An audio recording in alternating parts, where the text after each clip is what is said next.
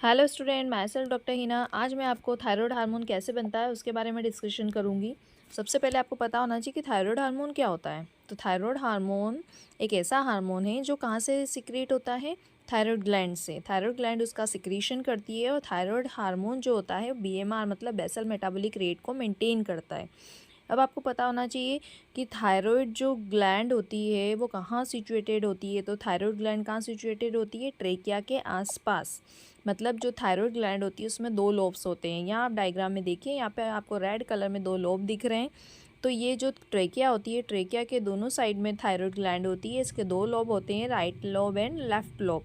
अब सेंटर में ये जो कनेक्ट होती है दोनों लोब, उसे हम क्या कहते हैं, इस्थमस। मतलब जब ये दोनों लोब सेंटर में जब कनेक्ट होंगे तो उसे हम क्या कहेंगे, इस्थमस वाला पोर्शन। इस तरीके से थायराइड ग्लैंड कहाँ सिचुएटेड होती है, थायराइड ग्लैंड ट्रेकिया में सिचुएटेड होती है, ट्रेकिया के आसपास होती है, ट्रैकियल रिंग के आसपास होती है और सेंटर में ये इस्थमस के थ्रू कनेक्ट होती है। अब थायराइड ग्लैंड क्या सिक्रीशन करती है, तो थायराइड ग्लैंड थायराइड हार्मोन्स का सिक्रीशन करती है। अब अगर हम थायराइड ग्लैंड के वेट की बात करें तो इसका वेट कितना होता है, 20 to 40 ग्राम होता है। ये एडल्ट में कितना वेट होगा इसका, एडल्टहुड में इसका वेट होगा 20 to 40 ग्राम। अब इसकी प्रेगनेंसी, लैक्टेशन और मेनोपॉज तीनों कंडीशन में अगर हम बात करें तो प्रेगनेंसी और लैक्टेशन में थायराइड का फंक्शन बढ़ जाता है और मेनोपॉज में थायराइड का फंक्शन कम हो जाता है। तो क्या आप बता सकते हैं कि प्रेगनेंसी लैक्टेशन में थायराइड हार्मोन का फंक्शन क्यों बढ़ता है? तो इसके पीछे क्या रीज़न होता है? इसके पीछे रीज़न होता है आरबीसी का फॉर्मेशन। मतलब थायराइड हार्मोन क्या करते हैं, आरबीसी फॉर्मेशन में हेल्प करते हैं, इरेथ्रोपोइसिस की प्रोसेस को बढ़ावा देते हैं। इसीलिए प्रेगनेंसी और लैक्टेशन के टाइम पे क्या होता है, डबल रिक्वायरमेंट होती है। मतलब बेबी को भी क्या चाहिए, ब्लड चाहिए, आरबीसी चाहिए और मदर को भी चाहिए। तो उस टाइम पे जो थायरोक्सिन हार्मोन होते हैं या थायराइड हार्मोन होते हैं वो हेल्प करते हैं आरबीसी को बनने में और एनीमिक कंडीशन से बचाते हैं। इसलिए प्रेगनेंसी और लैक्टेशन के टाइम पे थायराइड हार्मोन का फंक्शन क्या होता है, बढ़ जाता है और मेनोपॉज के टाइम पे कम हो जाता है। अब हम बात करेंगे कि थायराइड ग्लैंड से सिक्रीट होने वाले हार्मोन्स कौन कौन से होते हैं। तो थायराइड ग्लैंड से 3 हार्मोन्स का सिक्रीशन होता है, T3, T4 एंड कैल्सिटोनिन। जो T3 होता है उसे हम बोलते हैं ट्राई आइडोथायरोनिन, T4 को हम बोलते हैं टेट्रा आइडोथायरोनिन। और टेट्रा आइडोथायरोनिन और T4 को कंबाइनली कहा जाता है थायरोक्सिन। तो इस तरीके से जो थायराइड ग्लैंड से हार्मोन सिक्रीट होते हैं वो कौन कौन से होते हैं, T3, T4 एंड कैल्सिटोनिन। अब हम बात करेंगे कि जो थायरोक्सिन हार्मोन है या थायराइड हार्मोन है वो किस तरीके से सिंथेसिस होते हैं। तो सबसे पहले हमें थायराइड ग्लैंड का स्ट्रक्चर पता होना चाहिए। तो जब हम माइक्रोस्कोपिकल स्टडी करते हैं तो थायराइड ग्लैंड के अंदर हमें क्या मिलते हैं, बहुत सारे ग्रुप्स में फॉलिकल मिलते हैं। और फॉलिकल के अंदर क्या होते हैं, फॉलिकुलर सेल होती है। मतलब ईच फॉलिकल की अगर बात करें, एक फॉलिकल की बात करें तो उसमें मिलेगी हमें फॉलिकुलर सेल। और फॉलिकुलर सेल के अंदर ही क्या बनता है, थायरोग्लोबुलिन। वो थायरोग्लोबुलिन बहुत इंपॉर्टेंट होता है क्योंकि थायरोग्लोबुलिन के वजह से ही क्या होता है, थायराइड हार्मोन का फॉर्मेशन होता है। अब इसके आसपास जो फॉलिकुलर सेल के आसपास जो सेल्स होती है उसे हम क्या बोलते हैं, पेरा फॉलिकुलर सेल। तो इस तरीके से थायराइड ग्लैंड के अंदर फॉलिकल मिलेंगे, फॉलिकल के अंदर आपको फॉलिकुलर सेल मिलेगी और जो फॉलिकुलर कैविटी होगी उसके अंदर क्या मिलेगा, थायरोग्लोबुलिन मिलेगा। तो इस तरीके से आयोडीन और टायरोसिन, मतलब थायराइड हार्मोन बनने के लिए दो कंटेंट होना बहुत ज़रूरी है, एक है आयोडीन और दूसरा है टायरोसिन। तो आयोडीन और टायरोसिन दोनों हमें डाइट के थ्रू मिलते हैं और जीआईटी के थ्रू एब्जॉर्ब हो जाते हैं और फिर ये थायराइड ग्लैंड तक पहुंच जाते हैं और दोनों कंबाइन होकर क्या बनाते हैं, थायराइड हार्मोन, जो कौन सा होता है हमारे T3, T4 एंड कैल्सिटोनिन। तो सबसे पहले हम क्या बात करेंगे, सबसे पहले हम बात करेंगे कि आयोडीन और टायरोसिन आता कहाँ से। तो आयोडीन हमें कहाँ से मिलता है, डाइट के थ्रू मिलता है। जो हम डाइट लेते हैं डेली की रेगुलर डाइट, उसमें क्या होता है, आयोडीन होता है। आयोडीन मतलब नमक। तो यही आयोडीन क्या होता है, डाइट के थ्रू हम लेते हैं और फिर उसके बाद में ये जीआईटी ट्रैक्ट के थ्रू क्या हो जाता है, एब्जॉर्ब हो जाता है। लेकिन ये एब्जॉर्ब आयोडीन के फॉर्म में नहीं होगा, ये आयोडाइड के फॉर्म में एब्जॉर्ब होगा। मतलब जो आयोडीन है डाइट के थ्रू हमने लिया है वो सबसे पहले आयोडाइड में कन्वर्ट होगा और फिर वही आयोडाइड क्या होगा, जीआईटी ट्रैक्ट के थ्रू एब्जॉर्ब हो जाएगा। उसी तरीके से टायरोसिन भी डाइट के थ्रू हम लेते हैं और उसके बाद में उसका भी जीआईटी ट्रैक्ट के थ्रू क्या होता है, एब्जॉर्प्शन हो जाता है।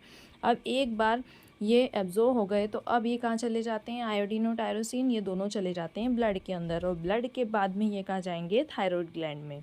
तो इस तरीके से आयोडीन और टायरोसिन दोनों मिलके क्या बनाते हैं, थायराइड हार्मोन।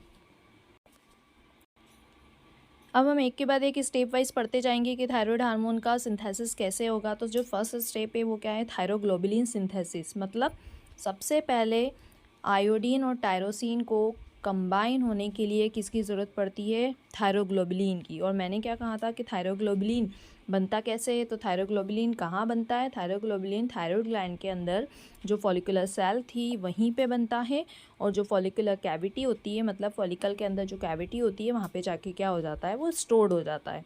तो सबसे पहले थायराइड हार्मोन बनने की शुरुआत कहाँ से हो रही है, सबसे पहले थायरोग्लोबुलिन बन रहा है फॉलिकुलर सेल में, और फॉलिकुलर कैविटी में जाके वो क्या हो जाएगा, स्टोर्ड हो जाएगा।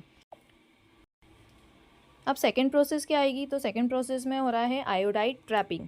आयोडाइड ट्रैपिंग हम किसे कहेंगे कि जो हमारा आयोडीन है, आयोडीन हमने किसके थ्रू लिया, डाइट के थ्रू लिया। अब डाइट के थ्रू हमने लिया तो वही आयोडीन किस में कन्वर्ट हो गया, आयोडाइड में कन्वर्ट हो गया। अब इसी आयोडाइड के फॉर्म में वो जीआईटी ट्रैक्ट के थ्रू एब्जॉर्ब हो जाएगा, और जैसे ही इसका एब्जॉर्प्शन होगा तो ये कहाँ चला जाएगा, ब्लड में चला जाएगा। अब ब्लड में जाने के बाद में ये कहाँ जाएगा, फॉलिकुलर सेल में। लेकिन फॉलिकुलर सेल में जाने के लिए इसको किसकी ज़रूरत पड़ेगी, सोडियम की। तो मतलब सोडियम और आयोडाइड दोनों कंबाइनली होके कहाँ चले जाएंगे, फॉलिकुलर सेल में चले जाएंगे, और फॉलिकुलर सेल में जाने के बाद वही क्या कहलाएगा, आयोडाइड ट्रैपिंग। तो इसका मतलब क्या हुआ कि आयोडाइड ट्रैपिंग किसे कहा हमने, कि सबसे पहले जैसे ही हमने डाइट में आयोडीन लिया तो वो आयोडाइड में कन्वर्ट हो गया, फिर आयोडाइड के फॉर्म में ही वो जीआईटी ट्रैक्ट से एब्जॉर्ब हो गया, फिर एब्जॉर्ब होने के बाद वो ब्लड में चला गया, और ब्लड में जाने के बाद फॉलिकुलर सेल में कैसे गया, सोडियम के साथ वो कंबाइन हुआ और फॉलिकुलर सेल में चला गया। तो इसी प्रोसेस को हमने क्या बोला, आयोडाइड ट्रैपिंग। तो अभी तक हम कहाँ पहुँचे, अभी तक हमारा जो आयोडीन है वो आयोडाइड में कन्वर्ट हो चुका है, लेकिन आयोडाइड को आयोडीन में कन्वर्ट होना फिर से ज़रूरी है, क्योंकि यही आयोडीन क्या होगा, फिर टायरोसिन से के साथ कंबाइन होगा और क्या बना लेगा, थायराइड हार्मोन। तो आयोडाइड जो है वो आयोडाइन फिर से आयोडीन में कन्वर्ट होगा, और इसी प्रोसेस को हम क्या बोलेंगे, ऑक्सीडेशन ऑफ आयोडाइड।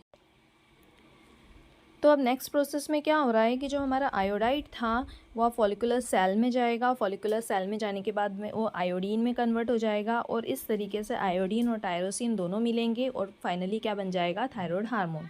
लेकिन अब हमारी थर्ड प्रोसेस क्या है,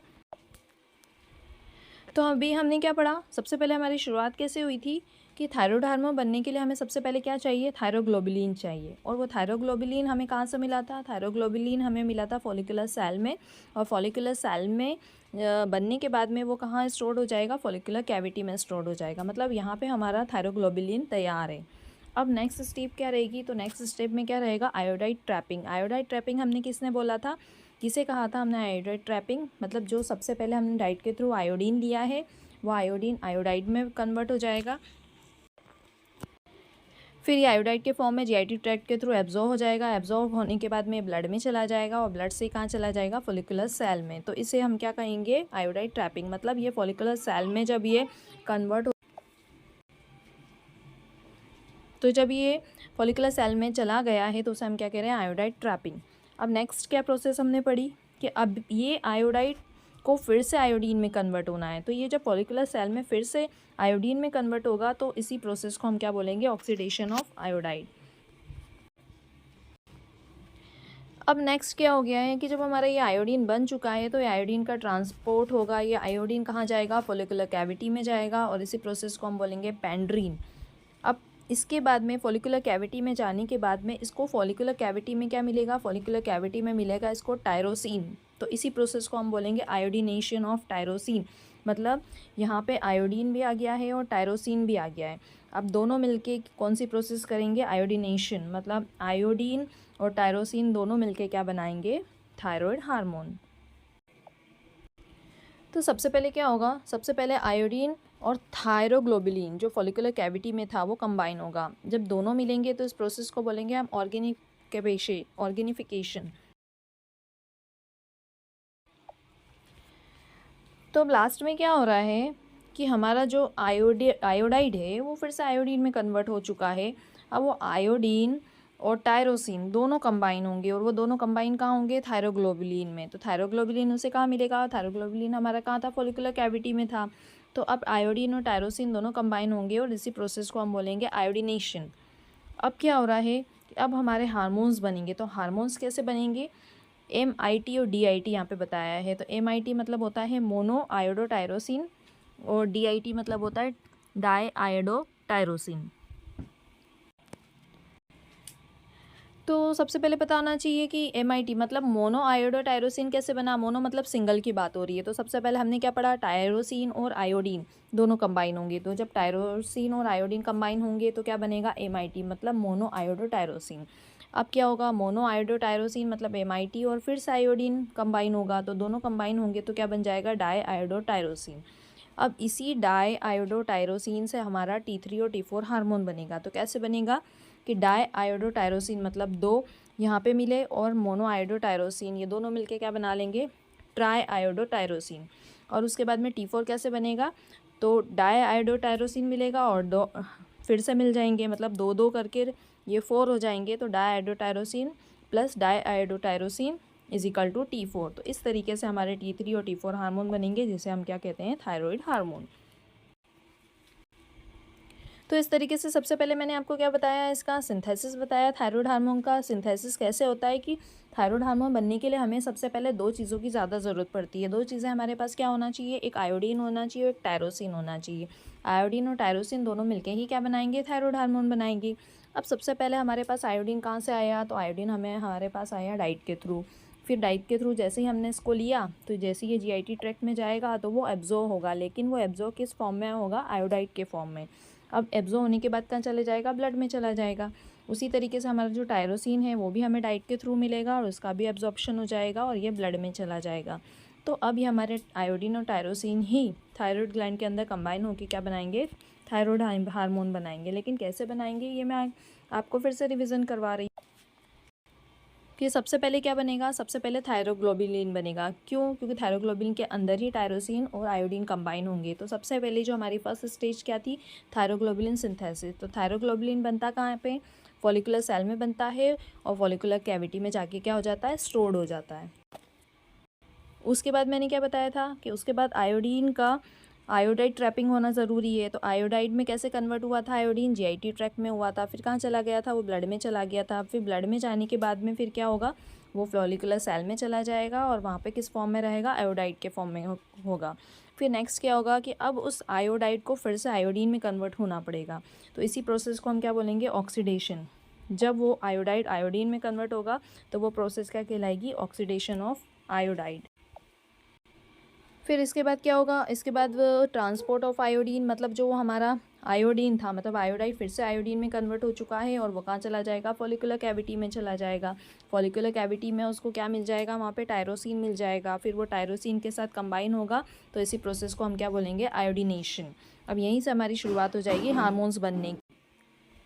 तो कैसे शुरुआत होगी कि आयोडीन और टायरोसिन मिलके क्या बनाएगा, हमारा मोनो आयोडोटायरोसिन, मतलब यहाँ पे क्या बनेगा, सिंगल मोनो आयोडोटायरोसिन बनेगा। और यहीं से हमारे T3 T4 बनेंगे। T3 T4 कैसे बनेंगे कि सबसे पहले क्या हुआ, टायरोसिन और आयोडीन कंबाइन हुआ तो मोनो आयोडोटायरोसिन बन गया। फिर एक मोनो आयोडोटायरोसिन फिर से आयोडीन से कंबाइन हुआ तो डाई आयोडोटायरोसिन बन गया। फिर एक डाई आयोडोटायरोसिन फिर से मोनो आयोडोटायरोसिन से कंबाइन हुआ तो T3 हार्मोन बन गया। और फिर से डाई आयोडोटायरोसिन से कंबाइन हुआ तो T4 हार्मोन बन गया। इस तरीके से मैंने आपको शॉर्ट में यहाँ पे थायराइड हार्मोन का सिंथेसिस एक्सप्लेन किया है। अगर आपको मेरा लेक्चर अच्छे से समझ में आया है तो आप मेरे चैनल को सब्सक्राइब ज़रूर करें और इस वीडियो पे लाइक और कमेंट्स ज़रूर करें।